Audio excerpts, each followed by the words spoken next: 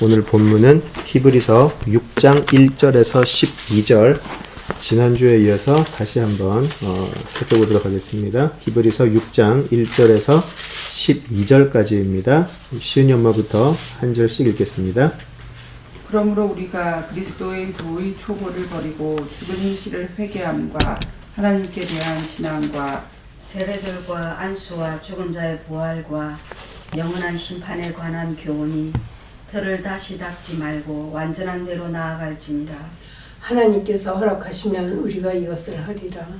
한번 빛을 받고 하늘의 은사를 맛보고 성령에 참여한 바 되고 하나님의 선한 말씀과 내세의 능력을 맛보고도 타락한 자들은 다시 새롭게 하여 회개하게 할 수 없나니 이는 그들이 하나님의 아들을 다시 십자가에 못 박아 드러내놓고 욕되게 함이라.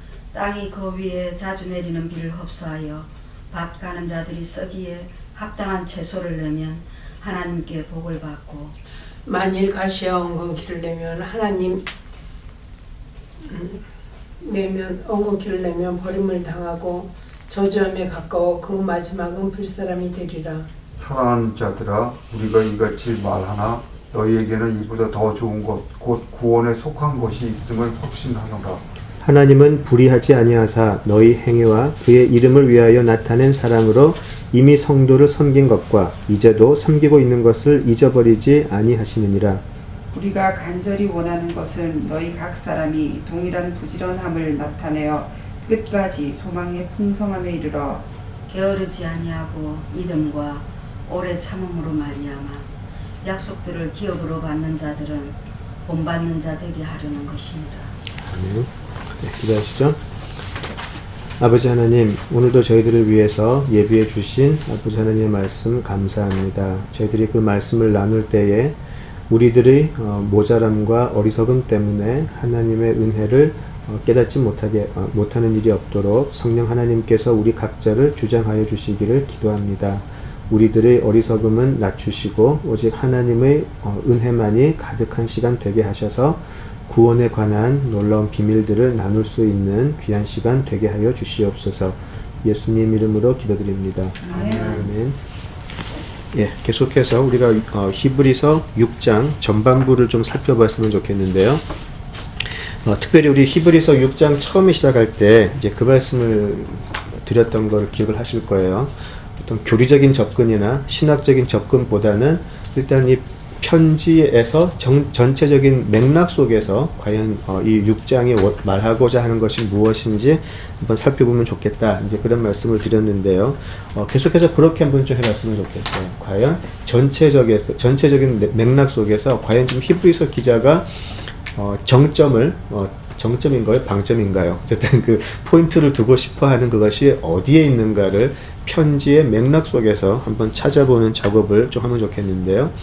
특별히 이제 6장 4절에서 6절, 우리 교회사를 통해서 특별히 구원에 관한 한 가장 많은 논쟁을 일으켰고, 아직도 그 중심에 있는 구절이죠. 그래서 우리가, 우리 모임 중에서 어떤 신학적인 결론을 드리자는 것도 아니고, 다만, 우리 각자가 살아온 또 믿음의 여정이 있어요. 그죠? 시은이 엄마도 저도 우리 권사님과 집사님들이 또 살아오신 각자 개인의 또 맥락이 있을 거예요. 그죠? 많은 것을 경험을 하셨고, 많은 것을 보셨고요.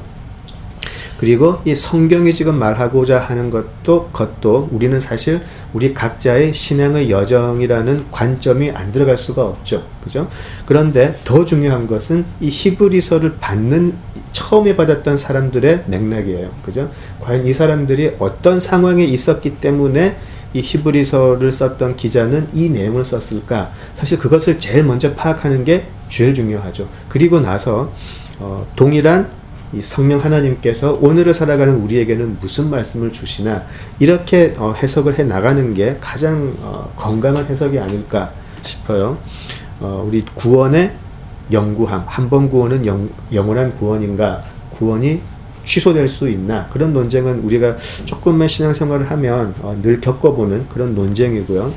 사실 이것이 많은 경우에 어떤 교단적인 해석이 가장 우선되는 게 있어요. 그 교단적 해석이라는 것은 각 교단이 믿고 있는 가장 중심이 되는 교리적인 해석이 가장 먼저 되기 때문에 때때로는 그것이 가장 확실한 답으로 다가올 수도 있고, 때때로는 그것이 좀 찜찜한 해석이 될 수도 있고요. 그것을 우리가 왔다 갔다 하는 것을 많이 경험을 했죠.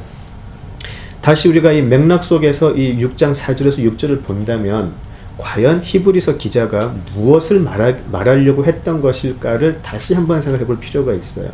히브리서 기자가 과연 이 히브리서를 읽는 수신자들에게 말하고자 했던 가장 중심은 무엇이었을까? 과연 너희들 구원에서 탈락할 수 있어라는 경고가 메인 메시지였을까? 아니면 다른 게 있었을까를 한번 좀 고민해 볼 필요가 있다라는 것이죠.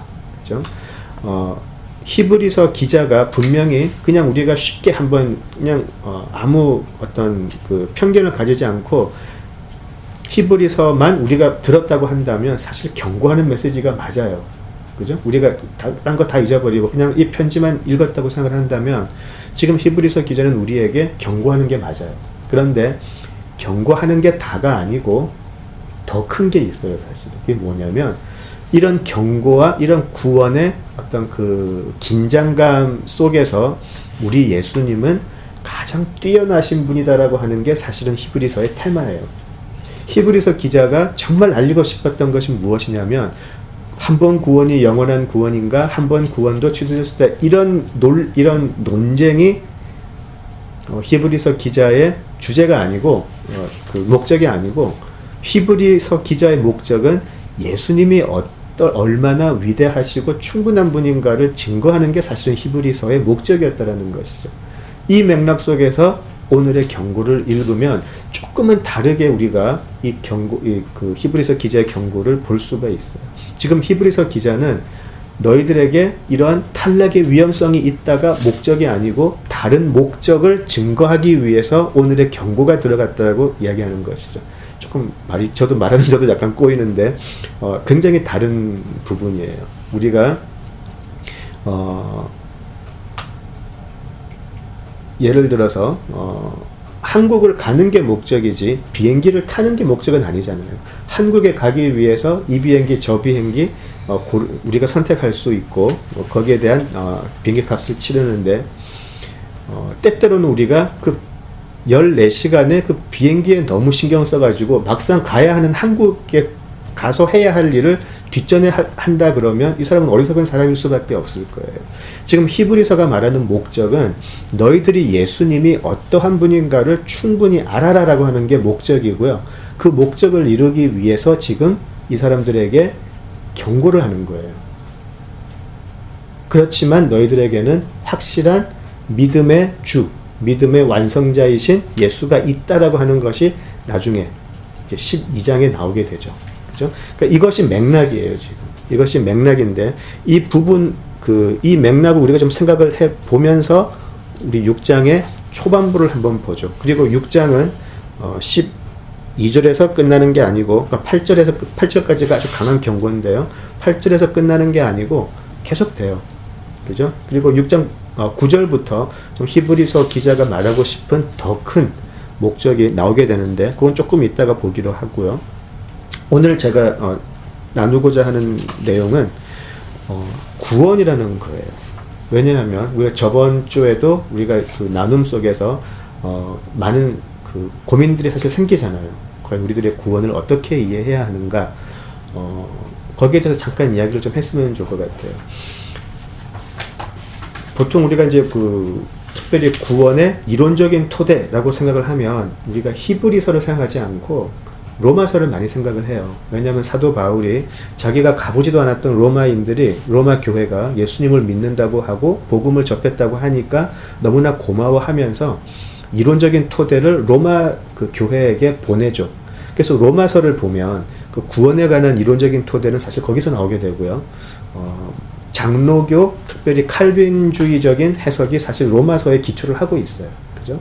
근데 이제 우리가 조금 알아야 될 것이 뭐냐면, 로마서는 철저하게 하나님의 주권이라는 관점에서 구원을 해석을 해요.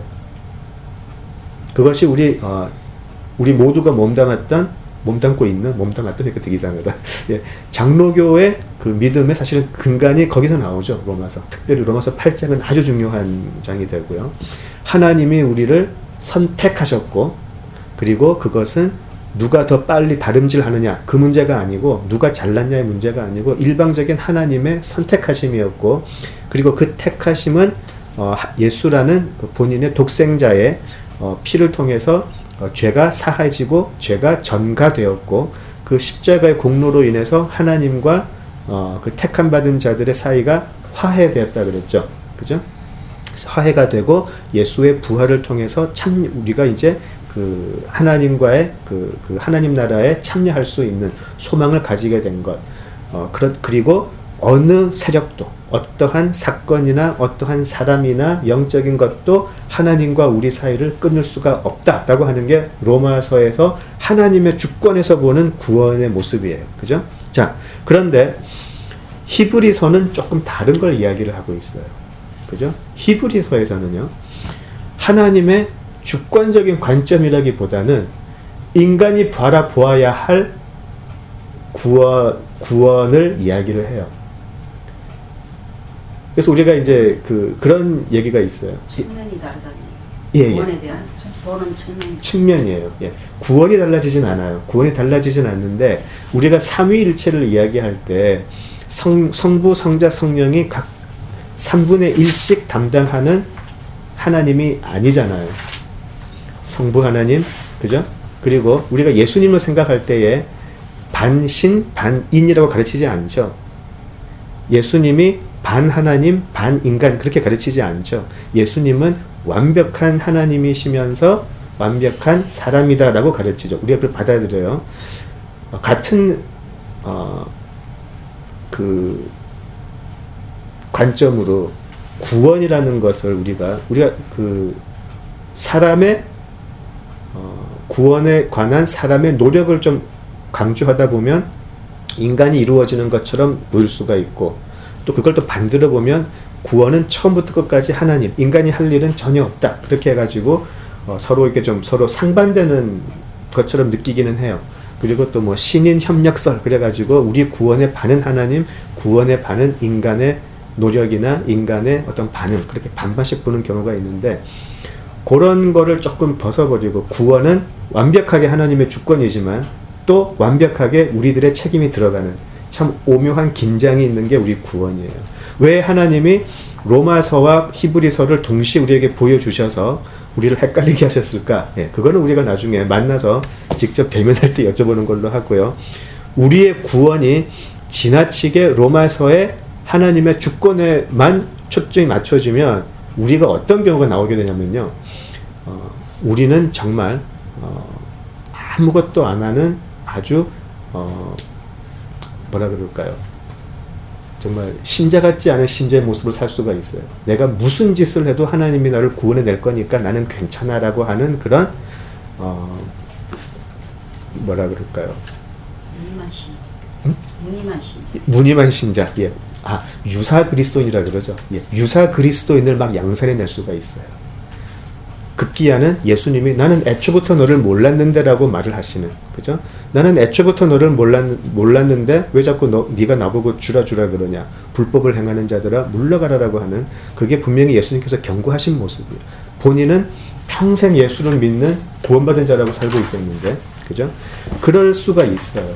또 반대편으로 너무 하나님의 이제 주권적인 구원은 약간 뒤로 하고 인간이 노력해서 이루어야 할 구원만 하게 되면 사람들이 어떻게 되냐면 평생을 구원의 그 하나님의 안식을 누리지를 못하고 거의 눈에 씹힐줄이 막 터져가면서 구원의 어떤 그 패러노이드를 뭐라 그러죠? 한국말도 안 되고 그 패러노이드 나게 살아가는 거죠. 도만 닦다가. 예, 도만 닦다가 죽는 거죠. 예, 결국은 모두가 도만 닦다가 그냥 평안함이 없이 죽는 거죠. 그냥 편집증에 걸리는 사람처럼 돼버릴 수가 있어요. 우리 구원은 그 두 가지 측면이 공존하고 있다라는 것을 우리가 알아야 되고, 하나님의 주권으로 우리가 선택함을 받았고 하나님의 주권으로 우리를 하나님의 그 구원의 완성까지 이루실 것을 믿지만, 또 한편으로는 오늘 우리가 해야 될 히브리서는 그 과정 속에서 우리는 어떠한 자세로 살아야 하나가 나와 있는 부분이에요. 히브리서의 구원관과 로마서의 구원관이 절대 대치되지 않는다라는 것, 그것이 굉장히 중요해요. 사실 많은 교단들이 이 부분을 가지고 지금도 대치하고 있어요. 근데 저는 다 맞다고 생각이 들고 그런 모든 논쟁이나 그런 모든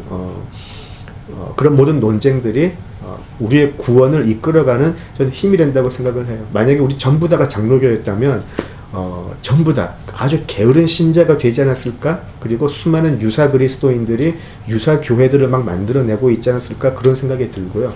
또 모두가 히브리서의 구원관만 가지고 있었다 그러면 교회는 거의 그 도시에 들어오면 안 되고 저 산에서 저 절 옆에서 같이 우리도 돛닦고 있어야 될 거예요. 그리고 혹시라도 내가 이 구원이 흔들리는 거 아닌가 이 편집증에 걸려가지고 아주 세상이 볼 때 미친 사람들처럼 거의 그렇게 될 거예요.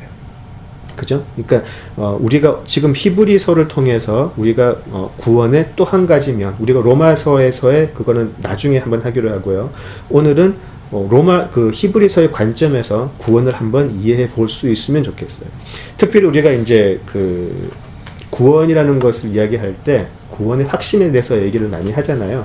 이 구원의 확신을 너무 우리가 왜곡해서 이해를 하고 있고요. 그 왜곡된 오해가 지금 굉장히 이상한 모습으로 현대 교회를 망가뜨리게 하고 있어요. 이 구원의 확신이라는 잘못된 이해가. 그래서 이제 이것을 우리가 오늘은 본문을 가지고 좀 다른 성경 구절을 보면서 한번 좀 이해를 해봤으면 좋겠어요. 특별히 이제 신약 서신들, 복음서에 나오는 구원의 개념을 오늘은 잠깐 정리를 해보는 걸로 그렇게 하면 좋을 것 같아요. 우리가 이제 구원의 개념을 흔히 일시적인 사건으로 이해를 많이 해요. 일시적 사건. 제가 예전에 한번 서울에 가서 지하철을 타는데 이제 이렇게 한번 말씀드린 것 같은데 이렇게 막 책자 같은 거 나눠주면서 구원을 이야기하는 그런 분들한테 받아봤는데 그런 걸 물어봐요. 구원 받았습니까? 언제, 어디서, 어느 목사님이 어떤 설교를 할 때 구원을 받았습니까? 이렇게 물어보더라고요. 그때는 제가 몰랐어요. 그분들이 구원파에서 나오신 분들이라는 걸. 근데 그분들에게는 그게 너무나 중요한 거예요. 언제, 어디서, 어떤 목사님의 어떤 설교, 어떤 본문으로 구원을 받았습니까? 이거를 물어보더라고요. 근데 저는 아무리 생각해도 그게 안 나오는 거예요. 쭉 읽어보니까 그러면 저는 아직 구원받지 못한 사람이 되더라고요. 그러니까 빨리 이름 잊어버렸네. 박옥수 목사인가요? 예, 그분이 이제 그때 장충체육관인가 하여튼 거기서 집회한다고 빨리 오라고. 예, 거기서 예수님 만날 수 있다고. 네, 그런 거였었어요. 구원이라는 개념이 내가 언제 어디서 어떤 모습으로 예수를 만났다라고 하는 게 지극히 인본주의적인 모습이에요.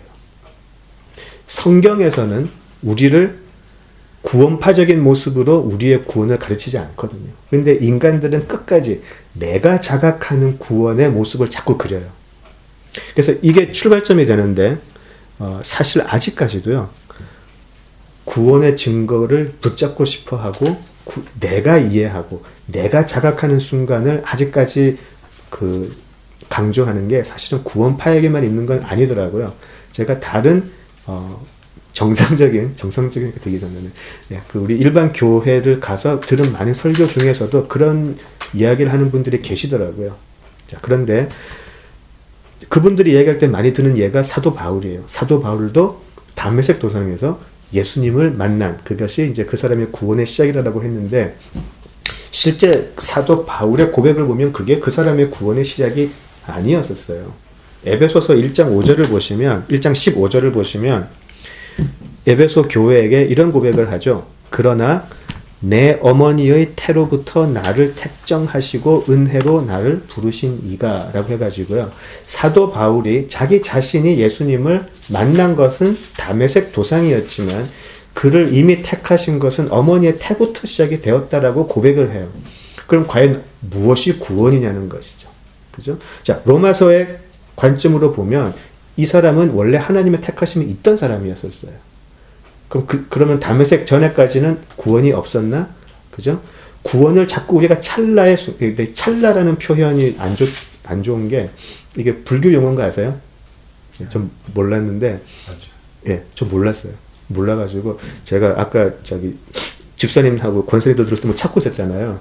그 국립국어원 거기 들어가가지고 찾아봤어요. 이게 진짜 맞는다는지. 10년만 좀 모르고 있는 것 같은데 알고 있었어요. 저만 몰랐구나. 75분의 1초래요. 찰나가. 75분의 1초. 엄청나게 짧은 순간인데 이게 불교 용어라 그래요. 그래서 제가 아까 급하게 찰나라는 표현을 제가 여기서 바꿨어요. 순간이에요, 순간. 우리가 자꾸 이 순간을 이야기를 하기 때문에 구원을 어떠한 언제 어디서로 자꾸 생각을 하게 되는 거죠. 근데 성경을 이렇게 읽으면 이 구원은 하나님의 역사하심이에요, 사실은. 하나님의 계획과 하나님의 우리를 위한 여정, 긴 과정이 들어가 있거든요. 거기서 우리가 언제 자각하느냐는 하나님께서 예비하시고 이루어 가신 그 구원의 여정 속에서는 제일 중요한 요소는 아니죠. 하나님은 이미 우리를 택하셔서 우리가 자각하는 자리로 이끌어 오신 건데 하나님의 구원의 역사는 사실 우리의 자각보다는 훨씬 더 전에 시작이 된 거죠. 그죠? 시편에서도 동일한 고백이 나오죠. 어머니의 태 속에서부터. 그죠? 나를 지으심이 너무 신묘막측합니다라는 고백이 나오잖아요. 그렇기 때문에 우리가 구원을 자꾸 어떤 순간으로 생각하는 것, 순간으로 생각하다 보니까 나는 그때 구원을 받았고 마치 구원이 완전히 여기서 확증이 되어버린 것 같은 생각을 하게 돼요.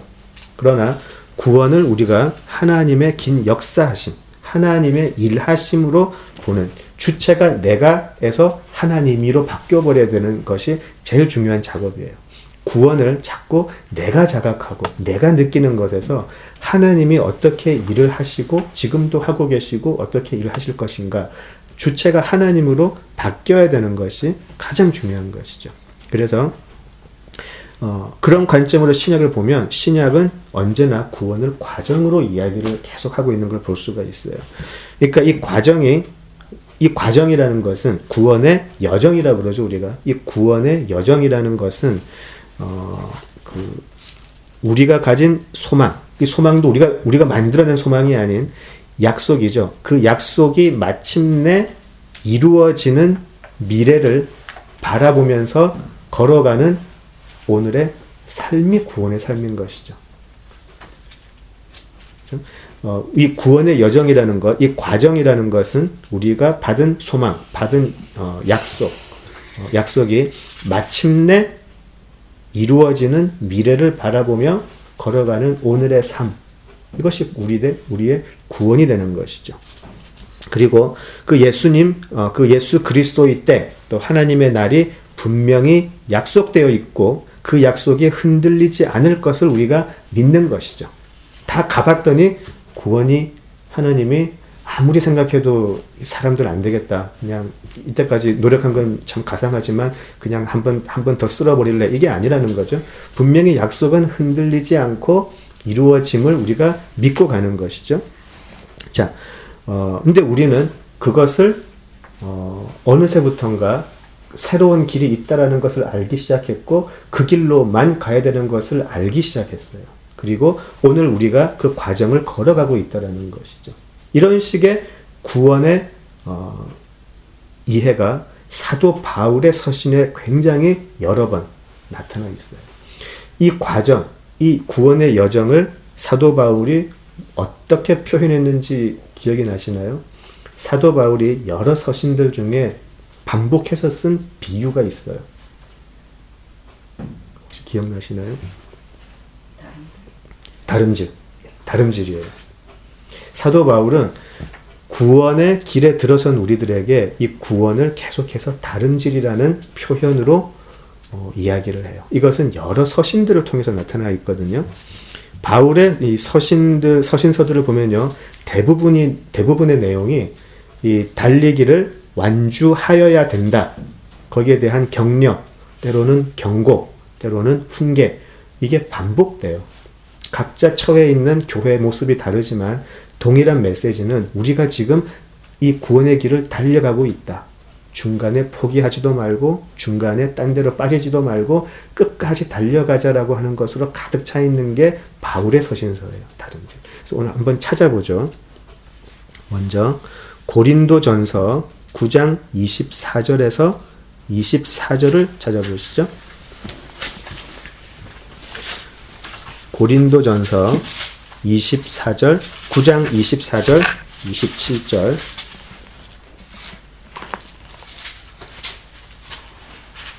고린도전서 24절에서 27절. 예, 시은이 엄마가 다 읽어주면 좋겠네요. 운동장에서 다름질하는 자들이 다 달릴지라도 오직 상을 받는 사람은 한 사람인 줄을 너희가 알지 못하느냐. 너희도 상을 받도록 이와 같이 다름질하라. 이기기를 다투는 자마다 모든 일에 절제하나니 그들은 썩을 승리자의 관을 얻고자 하되 우리는 썩지 아니할 것을 얻고자 하노라.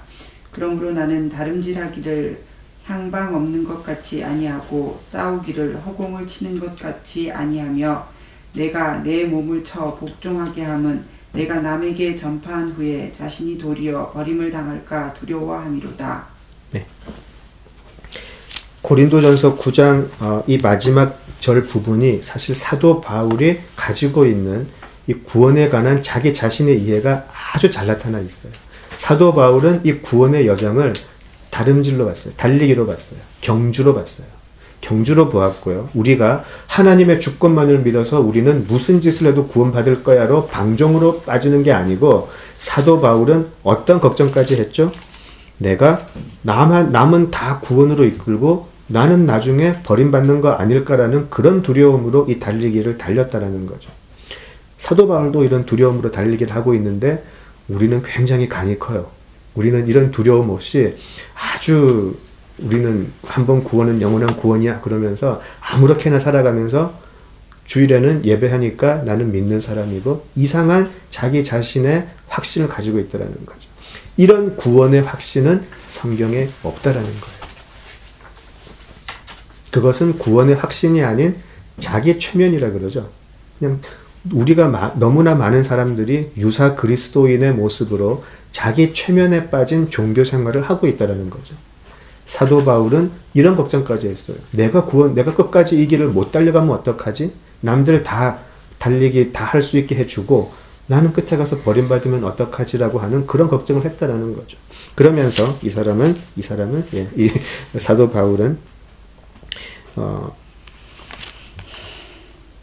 이기기를 다투는 자마다 모든 일에 절제하나니, 그죠? 그들은 썩을 승리자의 관을 얻고자 하되 우리는 썩지 아니할 것을 얻고자 한다. 다름질하기를 향방 없는 것 같이 하지 아니하고 허공을 치는 것 같이 아니하며 분명한 목적을 가지고 자기 자신이 이 목적을 이루기 위해 무엇을 해야 할지를 정확하게 이해하고 오직 그것만 했다라는 거죠.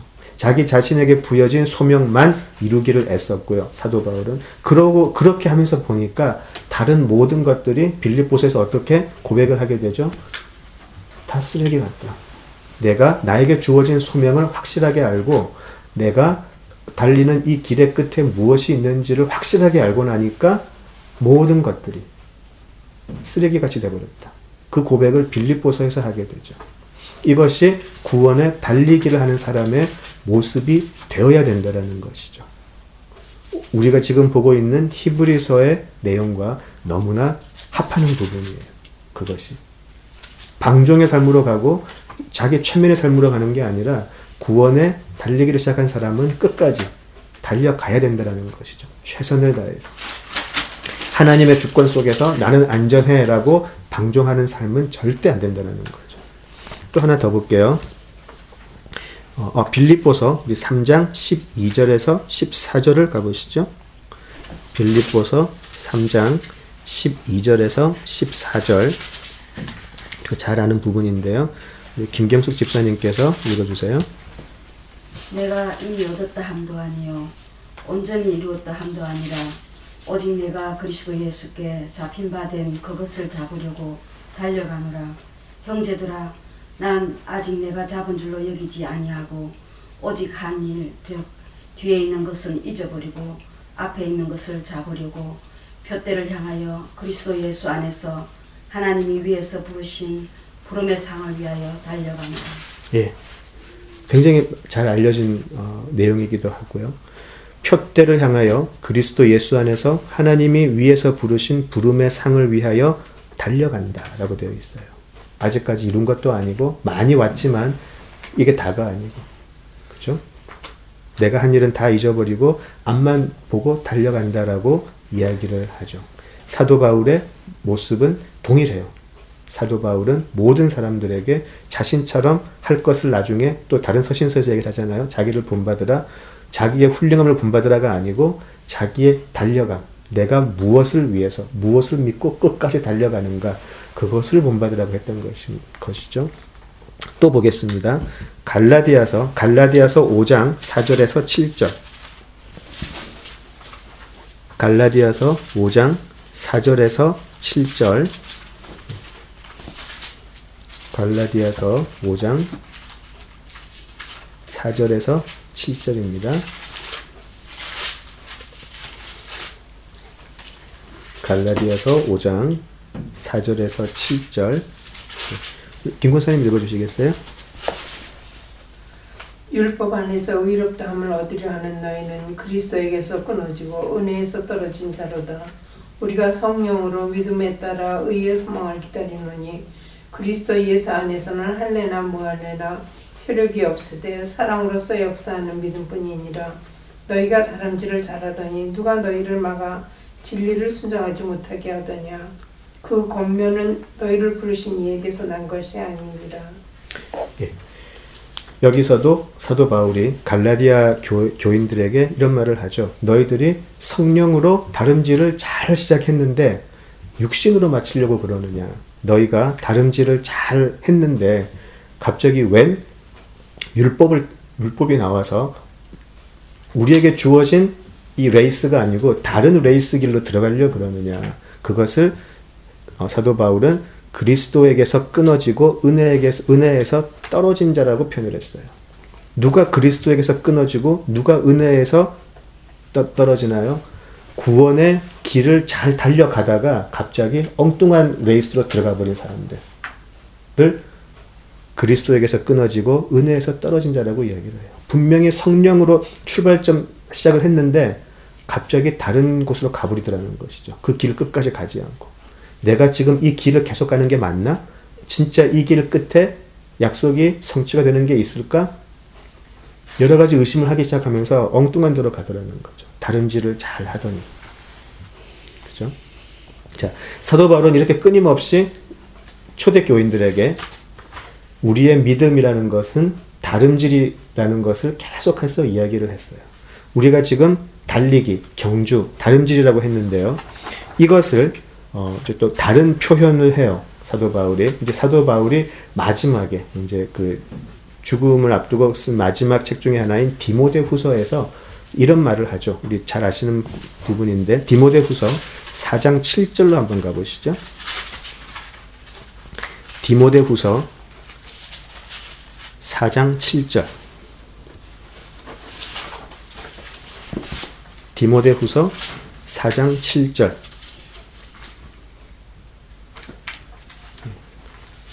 디모데후서 4장 7절입니다. 우리 이정근 집사님 읽어주시겠어요? 나는 선한 싸움을 싸우고 나의 달려갈 길을 마치고 믿음을 지켰으니. 예, 이것이 이 길을 끝까지 달려간 사도 바울의 고백이에요. 나는 선한 싸움을 싸웠고 나의 달려갈 그 길을 끝까지 달렸고 그 달리는 동안 믿음을 지켰다라고 표현을 해요. 그죠? 자, 그 경주, 달리는 경주를 다른 말로 사도 바울은 선한 싸움이라고 이야기를 했어요. 그 길이 쉽지 않았다라는 거죠. 그에게는 싸움이었어요. 그냥 막 달려가는 아주 즐거운 길이 아니고 선한 싸움이었다라는 거죠. 그렇지만 그 선한 싸움을 끝까지 갔다라는 거예요, 이 사람은. 나에게 주어진 그 길 끝까지 달렸고 그리고 그 과정 속에서 믿음을 잃지 않았다. 이게 이 사람의 마지막 고백이잖아요. 그죠? 이것이 오늘 우리가 히브리서를 받는 우리들에게 동일하게 임하는 하나님의 말씀이고 우리가 따라가야 할 구원의 길인 것이죠. 하나님의 주권 다예요. 이게 100%예요, 우리 구원에. 그러나 그렇다고 해서 우리는 그 속에서 날마다 아무것도 하지 않고 성장하지 않고 자라서는 안 된다라는 거죠. 또 하나의 100%는 우리는 지금 달려가야 할 선한 싸움을 싸워야 할 길이 있다라는 것이죠. 그리고 우리는 그 길을 달려가야 하고요. 자, 그렇다면 지금 사도 바울의 우리가 읽었던 그 내용과 히브리서를 연결해 보면 이런 길이 돼요. 히브리서에서 계속 했던 그 내용이 뭐였죠? 너희들이 지금 성장하지 못하고 있다잖아요. 너희들이 지금 어린애처럼 소화하기 편한 것만 먹으려고 그러고 조금 딱딱해진 거 도저히 못 먹고 있는데 너희들 장성하게 돼야 되지 않겠느냐.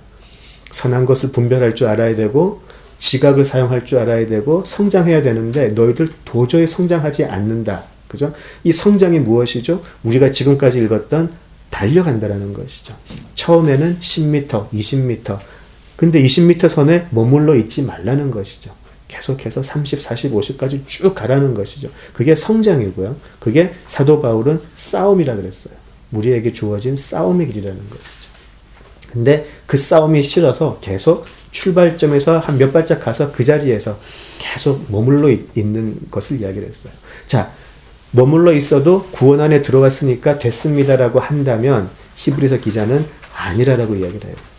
10m를 가든 20m를 가든 30m를 가든 괜찮지 않습니까? 구원의 길에 들어와 있으니까. 히브리서 기자는 뭐라고 이야기했죠? 아니, 한번 내세의 은혜를 경험한 사람들은 다시 거기서 떨어져서 예수 그리스도를 현저히 욕보이는 자리로 들어갈 수 있는 위험에 서 있다라고 이야기를 해요. 한번 예수님이 분명히 살아계신 것을 알고 자기 자신이 구원의 은혜를 경험했음에도 불구하고 그 자리에 계속 있는다면 그 사람은 배교의 위험의 길을 갈 수 있다라고 이야기를 하는 거예요. 그래서 우리에게는 20m에 있었으면 뭐 30m까지는 못 가더라도 22m 정도는 또 가야 되는 거죠. 성장이 멈추면 이 사람에게는 멸망이 있을 수 있기 때문에 성장을 반드시 해야 되는 게 우리 영적인 원리라는 거예요. 사도 바울은 그래서 달리기라는 표현을 즐겨 쓴 거예요. 달리기를 가다가 멈출 수는 없잖아요. 달리기는 1초에 뭐 10폭을 가든 20폭을 가든 어쨌든 가기는 가잖아요. 어쨌든 올라가라는 거죠. 사도 바울은. 또 하나가 있어요. 사도 바울은 끝까지 달려가는 거죠. 100m가 지점인데 100m를 통과한 사람하고 99m까지 가서 그만둔 사람은 무슨 차이가 있을까요? 영생의 차이가 있어요. 그죠? 예.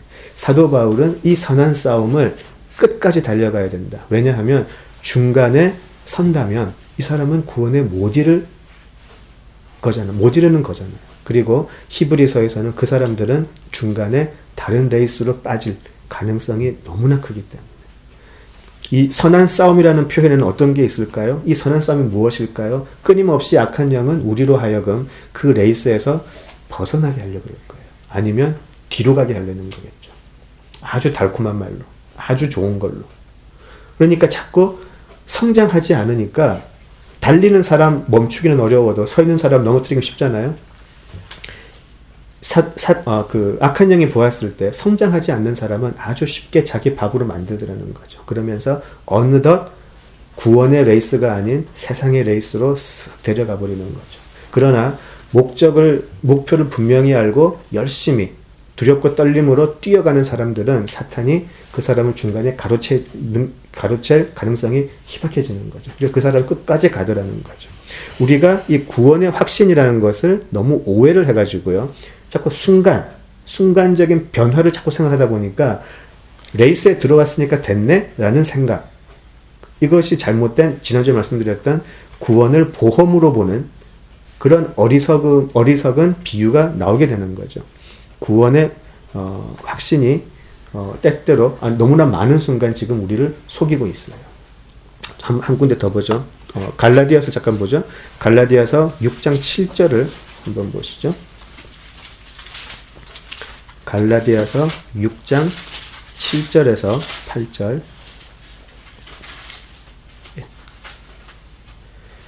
갈라디아서 6장 7절에서 8절 다 같이 읽겠습니다.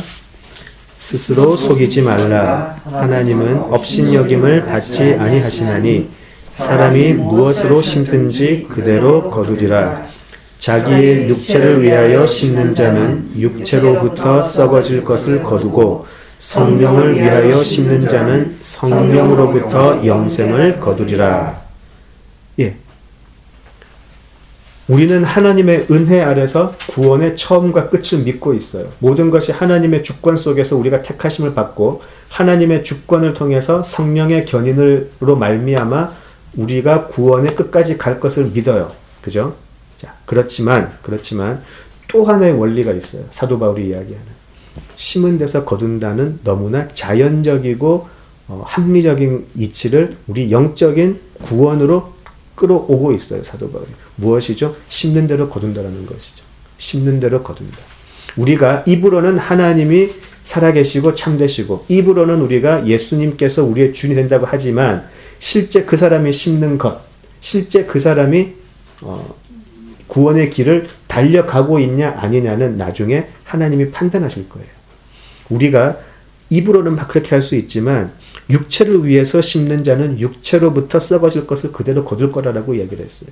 그죠? 자, 우리가 구원의 확신, 자아 확신에 너무 빠져서 자기 최면에 너무 빠져가지고 이 심는 것을 게으르게 하는 사람은 어느덧 이 사람은 자기 육체를 위해서 심는 게 될 수가 있어요.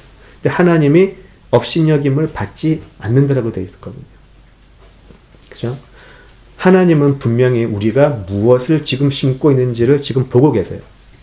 이 사람이 성령으로부터 영생을 거둘 것인지 성령의 것을 심어서 아니면 육체의 것을 심어서 육체의 것을 거둘 사람인지 하나님은 공평하신 하나님께서는 그것에 따라 나중에 판단을 하실 거예요. 사람이 무엇이든지 심는 대로 거둔다라고 하는 것은 한국의 속담으로 끝나는 게 아니고 사도 바울이 우리 구원을 설명하기 위해서 가지고 온 모습이기도 해요. 우리가 썩을 것을 계속 그러니까 우리가 마태복음 7장이었나요? 거기 나오는 우리가 그 주의 이름으로 마귀도 쫓고 능력도 행했는데 왜 우리를 모른다고 하십니까? 라고 했을 때 그 사람들은 그 능력 자체만을 본 거죠. 자기들이 행했던 일을 이야기를 했어요. 그런데 하나님께서 무엇을 보셨나요? 그 사람들이 심은 동기를 보셨죠. 그 사람들은 어쩌면 예수의 영광, 하나님의 영광, 그리고 사람들에 대한 긍휼 이런 게 아니고 이것을 통해서 자기들이 받을 영광을 생각을 했을 수 있어요. 이것을 통해서 자기들이 받을 수 있는 이익을 생각했을 수도 있었겠죠. 그러면서 겉으로는 하나님의 영광을 위해서, 하나님의 나라를 위해서라고 이야기를 했다는 것이죠. 여기서 분명히 사도 바울이 스스로 속이지도 말고 하나님도 속이지 말아라. 네가 무엇을 심었는지 그대로 거둘 것이라 라고 하는 무서운 이야기를 하는 것이죠. 우리의 마음에 가장 깊은 동기로 들어가겠다는 것이죠. 우리는 자꾸 내가 생각한 나의 구원, 내가 생각한 내 구원의 확신, 내가 생각한 믿는 사람들의 모습 이런 걸 자꾸 생각을 해요. 그것으로 증거하려고 그러고 우리 자신을 확증하려고 그러고 그러나 사도 바울은 만홀히 여김을 받지 아니하시는 하나님 앞에서 우리는 속일 수 없다라는 것이죠. 무엇을 심든지 그대로 거둘 것이라. 그런데 성경의 다른 부분을 보면 우리가 무엇을 심어서 무엇을 거둘지 굉장히 많은 사람들이 거둘 그때에 놀랄 것이라는 거예요. 이 구원에 있어서 굉장히 뭐라 그럴까요? 이 서프라이즈가 많을 거라고 예수님도 말씀하셨고요. 사도도 이야기를 해요. 마지막 하나님께서 이 구원을 구별하실 때 굉장히 많은 사람들이 놀랄 거예요. 스스로도 놀라고 다른 사람들도 놀라고. 그래서 사도 바울은 끝까지 달려가지 않으면 우리도 이 하나님을 속이고 스스로 속이는 트랩에 갇힐 수 있다는 것이죠. 이것이 굉장히 위험한 경고예요. 구원의 취소, 구원의 탈락 이런 논쟁을 자꾸 하다 보면 우리가 교리적인 논쟁으로 빠져들어가 가지고요. 이런 모든 성경에서 말하는 구원의 모습은 잊어버리고 이냐 아니냐에 함몰될 수가 있어요. 이것은 결코 건전한 모습은 아닌 것 같아요. 과연 성경에서 히브리서 기자는 지금 왜 이런 이야기를 이 시점에서 하고 있는가? 그리고 다른 사도들은 구원에 대해서 어떻게 이야기를 하고 있는가? 거기에 대해서 우리가 확실하게 이해할 필요가 있는 것이죠. 교리는 정말 중요해요. 왜냐하면 교리라는 것은 우리가 성경을 해석할 수 있는 어떤 근간을 마련해 주죠. 그죠? 또 헷갈리고 할 때 우리에게 어떤 중요한 표대가 되기도 하고요. 그런데 때때로 지나친 교리적 접근이 우리로 하여금 큰 그림을 놓치게 할 때가 있어요. 한 가지 교리만 믿고 다른 교리를 무시할 경우에는 더 큰 위험이 생길 수도 있고요. 그죠? 자, 그래서 지금 우리가 결론되어야 될 거는 구원이 신인 협력인가 아니면 100% 성령의 견인인가에 대한 그런 논쟁보다는 구원의 길에 들어선 그 과정을 들어선 우리가 어떤 마음으로 오늘을 살아가야 할까라고 하는 우리 실제적이고 구체적인 삶의 모습에 사실은 초점이 가 있어야 돼요. 이런 순간순간들이 결국을 가게 되잖아요. 로마서를 우리가 나중에 할 기회가 있으면 그때는 하나님의 주권이라는 관점으로 우리가 구원을 한번 이야기해보면 좋을 것 같아요. 과연 로마서에서 하나님의 주권이라는 관점에선 구원을 어떻게 해석을 하나. 근데 우리가 히브리서를 볼 때는 우리가 마땅히 반응해야 될 모습으로 구원을 좀 바라보았으면 좋겠어요. 하나님의 주권에 모든 것을 맡겨서 우리는 오늘 20m 지점에서 하나님께서 주시는 복을 누리면서 살자, 늘 기쁘고 즐겁게 살자가 아니고 히브리서에서 이야기하는 것은 너 그 자리에 계속 있으면 까딱 잘못하면 너 다른 길로 간다? 라고 지금 경고를 하는 거예요. 그리고 실제로 그런 사람들이 많았다, 있었다. 그래서 우리가 출애굽기를 공부하지 않았냐 하는 것이죠. 그죠? 그리고 이스라엘의 역사가 그 자리에서 하나님의 선민이라고 하는 그 약속에 취해가지고 계속해서 하나님을 배교하는 삶을 살았죠. 엉뚱한 길로 가면 하나님이 또 제자리 갖다 놓고 조금 달려가는 것 같다가 또 딴 길로 쓱 빠지고 그게 반복한 거잖아요. 그때 예수님의 은혜가 임했던 것이죠. 자, 그러면 우리가 이 구원의 달리기의 모습, 경주로서의 구원의 모습 속에서 사도 바울은 보면 굉장히 어떤 두려움, 그죠? 어떤 조심함 그런 게 있는 걸 구하게 되어 있는데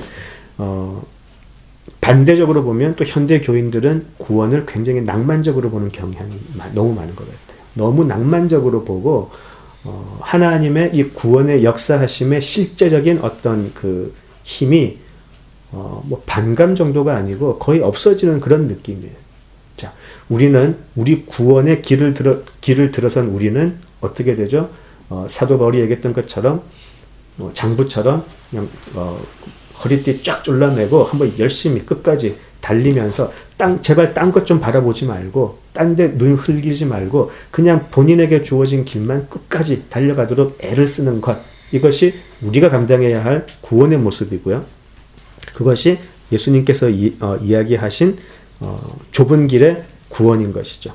아직 영원한 안식을 도달하기 위해서 우리는 더 달려가야 돼요. 이 달려가야 할 길이 아직까지 우리가 있고 끝까지 이룰 수 있도록 우리는 좀 더 긴장하면서 우리 매일의 삶을 살아가야 하는 것이죠. 자, 여기서 끝나지 않고 이제 또 사도 바울은 그러함에도 불구하고 우리로 하여금 또 소망을 가질 수 있게 하는 내용을 6장 9절에서부터 이야기를 해요. 그것은 우리가 다음 주에 이야기를 하도록 하고요. 오늘은 여기까지 하죠. 기도하겠습니다. 아버지 하나님, 하나님께서 우리에게 허락하신 구원에 관하여 짧게 이야기를 나누었습니다. 조금이라도 하나님의 구원의 섭리에 반하는 내용이 있었다면 성령께서 앞으로 어떠한 모습으로든 바로잡게 해주시고 조금이라도 더 구원을 공부하고 이해해가는 가운데에서 우리들의 삶이 조금씩 성장해 갈 수 있도록 저희들을 이끌어 주시옵소서. 뒤로 돌아서거나 그 자리에 머무는 자들이 아닌 끝까지 우리에게 주어진 선한 싸움을 달려갈 수 있는 우리 모두 되게 하여 주시옵소서. 예수님 이름으로 기도드립니다. 아멘.